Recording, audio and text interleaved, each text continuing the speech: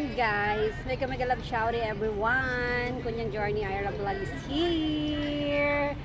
Ayan. Ano ba yung unang sasabihin ko? Meron lang akong isang ate na ang tawag diyan. Naging isang ate ko siya dito sa mundo ng Lolo Whitey.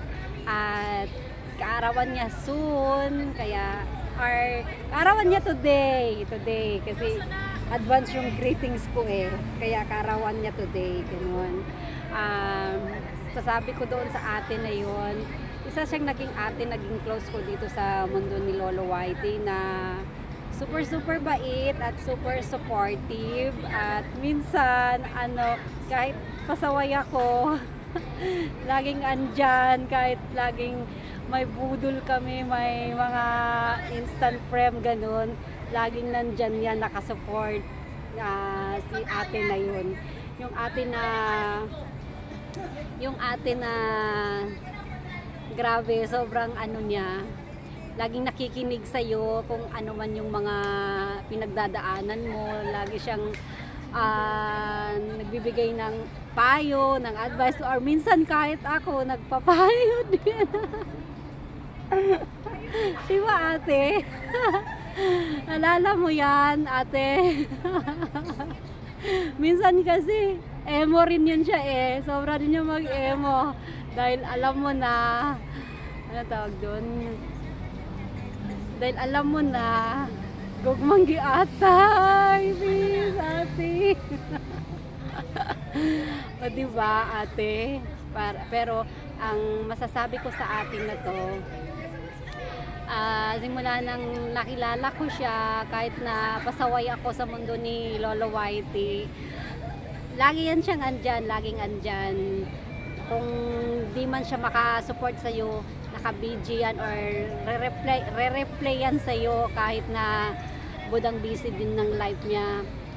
Super mabait at supportive na ate ito guys. Kaya naging close ko siya sa mundo ni Lolo Whitey. Kaya ang masasabi ko, kahit mawala man yung yung Whitey world,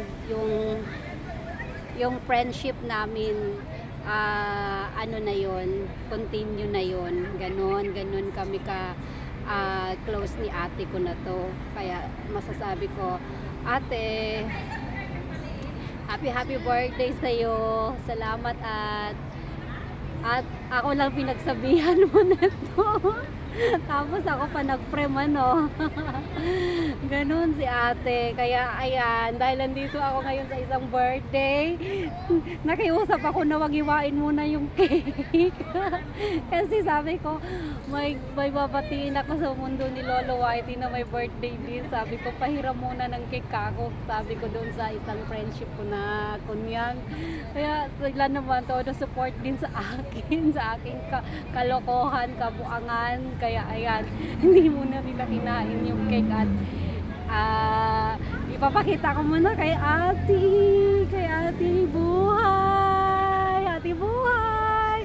Happy birthday to you, happy birthday to you, happy birthday ate buhay. Ayan may cake ka na ate buhay. I love you ate. Thank you sa friendship. Ayan, kaya sabi ko, kakainin na namin ate kasi malulusaw na. Kaya ayan guys, sa mga hindi pa namin kadikitan ni ate buhay dyan, baka naman. Buhay Abroad 101. And Kunyang Journey Ira Vlog is here. Thank you and bye-bye and God bless all. Bye-bye.